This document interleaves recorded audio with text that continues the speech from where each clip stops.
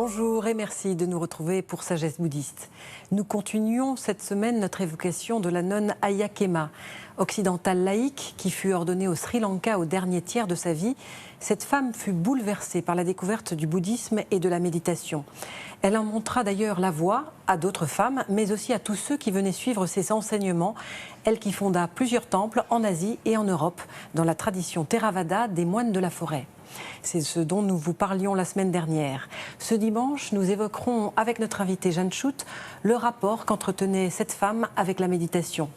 Ayya-Khema avait une facilité à se concentrer qui lui permit non seulement de pratiquer la méditation de façon quasi naturelle, mais aussi de connaître et de faire connaître par la suite les jhanas, les absorptions méditatives. Ce sont des stades qui permettent d'accéder palier par palier à Vipassana, la vision profonde. Jeanne Schutt, bonjour. Bonjour. Je rappelle que vous pratiquez le bouddhisme depuis une trentaine d'années. Oui. Vous êtes l'interprète de maîtres anglophones, à l'oral comme à l'écrit. Vous avez publié des traductions et des ouvrages, dont un tout récemment sur Ayya-Khema. Voilà. Et puis vous animez vous-même des sessions de méditation et des retraites près de chez vous dans la Drôme. Ça, alors, nous l'avons vu la semaine dernière, Ayya-Khema avait trouvé la méditation et elle pratiquait de façon très naturelle. Mais comment enseignait-elle la méditation ? Alors, elle avait de grandes qualités pédagogiques et elle estimait qu'on ne peut pas enseigner quelque chose à quelqu'un qui n'est pas réceptif, et donc d'abord elle leur donnait envie d'apprendre la méditation. Et pour cela, elle faisait une comparaison. Très souvent, elle commençait comme ça en disant, voilà, nous avons le corps et nous avons l'esprit. Pour le corps, quand il a faim, vous le nourrissez. Quand il a soif, vous lui donnez à boire. Quand il est malade, vous le soignez. Que faites-vous pour l'esprit ? Quand vous êtes en colère, quand vous êtes jaloux, quand vous êtes triste, déprimé, que faites-vous ? Et là, je peux vous proposer un outil, c'est la méditation. La méditation va vous permettre de développer l'attention suffisamment pour aller voir à l'intérieur de vous comment fonctionne l'esprit et découvrir que c'est le mécanisme de l'esprit qui crée la souffrance et donc pouvoir vous en libérer. Y a-t-il des qualités nécessaires pour apprendre la méditation ? Oui, elle disait que la méditation, c'était bien sûr la pratique formelle, assise. Mais c'est aussi la pratique du quotidien, c'est-à-dire développer l'attention toute la journée.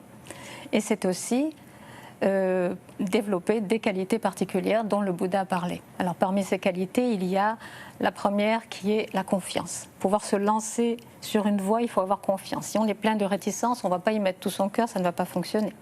Il y a l'énergie, le courage, la persévérance. Il y a l'attention, qui est bien sûr le point central de l'enseignement du Bouddha.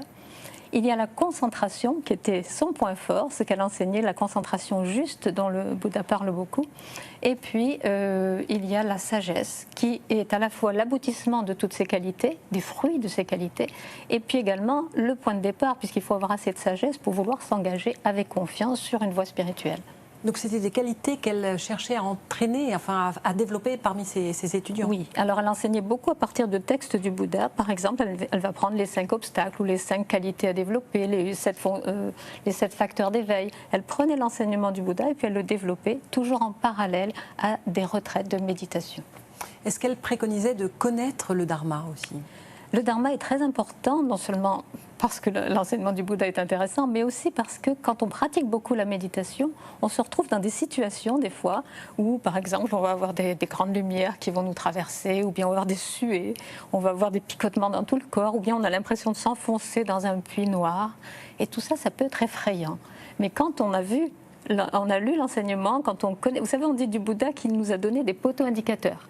C'est-à-dire que quand on avance sur la voie, on sait où on va parce que c'est déjà indiqué quelque part. Donc on peut avancer avec confiance dans la pratique. Ses disciples ont indiqué par la suite que Ayya-Khema leur préconisait pour commencer à la méditation de faire une méditation méta et puis un balayage du corps. Alors, est-ce que vous pouvez nous expliquer un petit peu ce que c'est ? Oui, alors commencer directement à pratiquer comme le Bouddha le proposait en posant l'attention sur un point unique qui est ici et observer la respiration à cet endroit-là, ça peut être difficile. Et donc avec méta, on prépare le terrain. Le préalable, c'est déjà d'avoir un esprit en paix. Et méta, c'est une méditation de bienveillance qu'on envoie d'abord à soi-même. On a de la bienveillance, de la compassion pour notre propre ignorance. Et puis, on transmet cette bienveillance autour de nous, aux personnes que l'on aime, aux personnes qu'on ne connaît pas, mais qui forcément sont comme nous dans la souffrance ou dans l'ignorance. Et puis même aux personnes avec lesquelles on est en conflit ou qu'on n'approuve pas. Tout cela nous évite de développer le jugement, la critique. Et donc, on est dans un état plus disposé, disons, à méditer en paix, l'esprit en paix.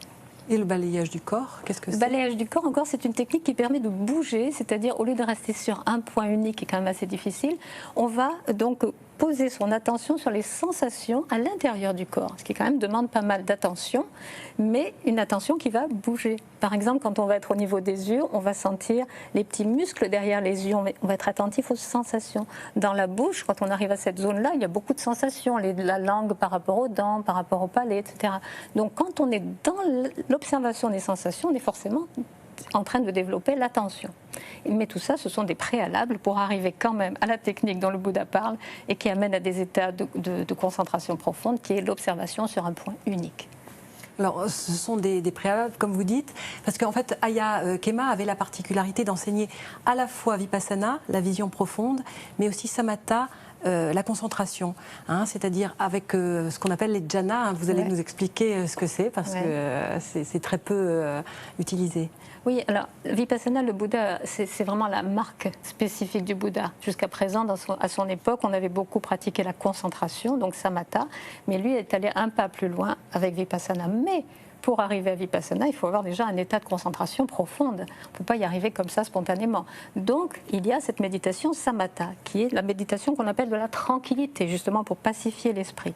Mais comment pacifier l'esprit? On peut le faire en quelques minutes, en observant sa respiration tranquillement. On peut le faire avec une méditation méta, mais on peut le pacifier beaucoup plus profondément avec les jhanas, ce qui permet d'avoir un accès direct à la vision profonde. D'ailleurs, les derniers jhanas s'appellent les vipassana jhanas, c'est-à-dire qu'ils vont nous amener directement à la vision profonde. Les jhanas immatériels, c'est ça? Ce sont les jhanas immatériels. Donc il y a 8 jhanas. Les 4 premiers sont matériels, dit-on, parce qu'on peut se reposer sur le corps, sur les sensations du corps pour les ressentir.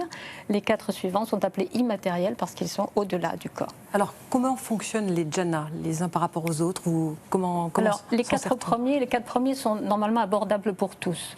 Le premier jhana consiste la première partie du premier jhana consiste à poser son attention ici et tout de suite derrière à la maintenir, tout simplement. Mais là, le Bouddha propose beaucoup de techniques ou d'idées, disons, pour garder l'attention. C'est pas facile de garder son attention sur un point unique. Donc, il dit par exemple, quand l'air afflue par les narines, on sent beaucoup d'air au début, puis de moins en moins, au fur et à mesure que l'air entre dans les poumons. Puis quand il va sortir, il y aura un grand afflux d'air, et puis de moins en moins. Il parle aussi de la respiration longue et courte, inspiration plus longue que l'expiration. Il parle aussi d'une inspiration profonde ou superficielle. Tout ça, ce sont des petites étapes pour nous aider à garder l'attention.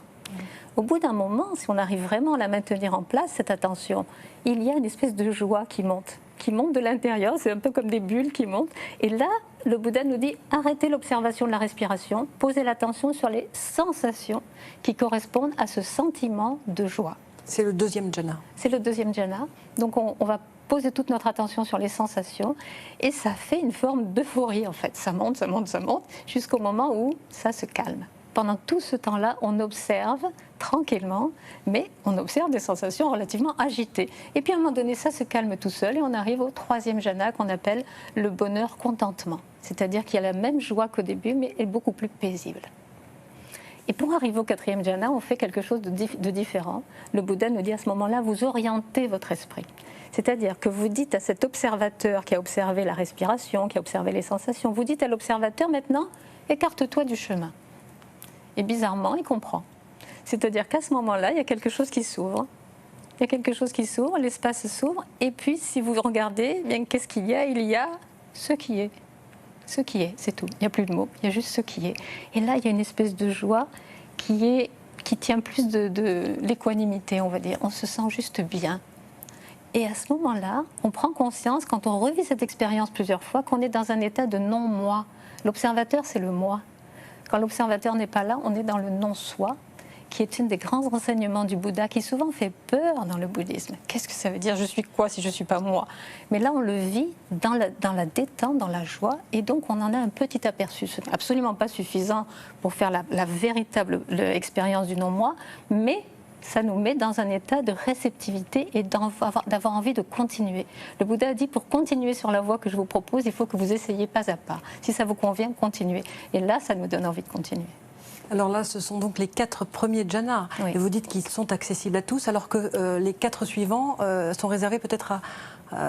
Oui, peut-être aux gens plus motivés. Donc Aya Khema, elle a eu un accès très facile aux 8 jhanas. Voilà. Alors justement, Aya Khema, est-ce qu'elle en a eu l'intuition elle-même? Est-ce qu'elle les a découverts un petit peu par hasard, si on peut dire, en approfondissant sa propre concentration, sa propre méditation? Oui, elle raconte dans son autobiographique un soir de lune, où il fallait méditer toute la nuit dans le monastère.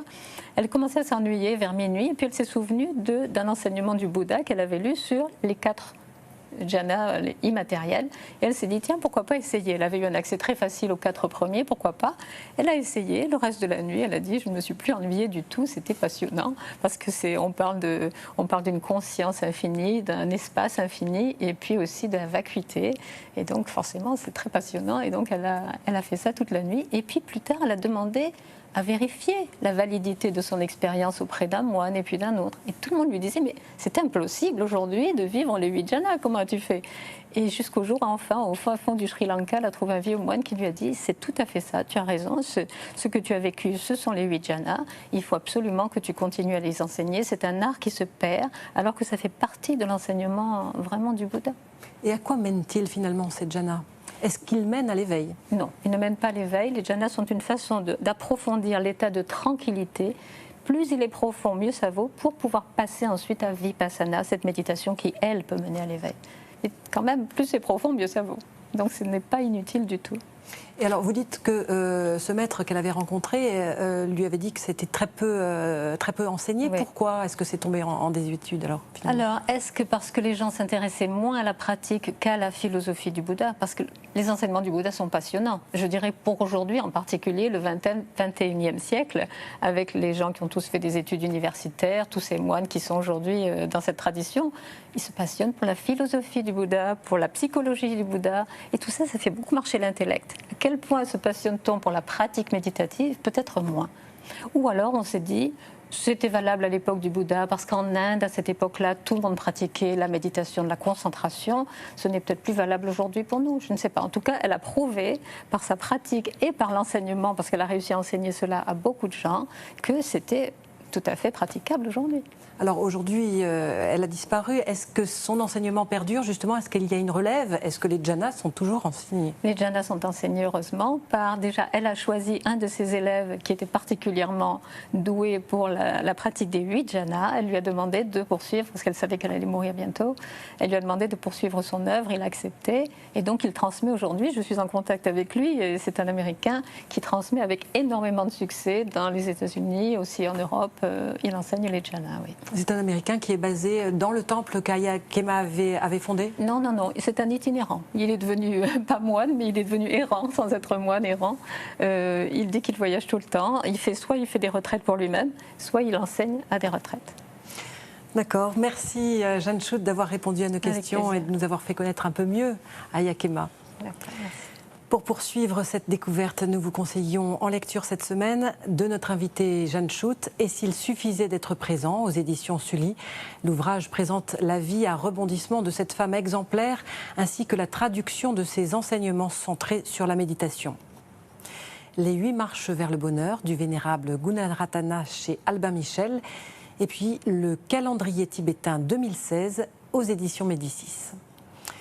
Et justement, il nous reste quelques jours en 2015 pour vous souhaiter, au nom de toute l'équipe de Sagesse Bouddhiste, une très heureuse fin d'année et vous dire combien nous serons ravis de vous retrouver dimanche prochain en 2016. Notre émission se termine. Vous pouvez la revoir toute la semaine sur le site internet de France 2 en cliquant plus.fr. Merci de votre fidélité et à très bientôt.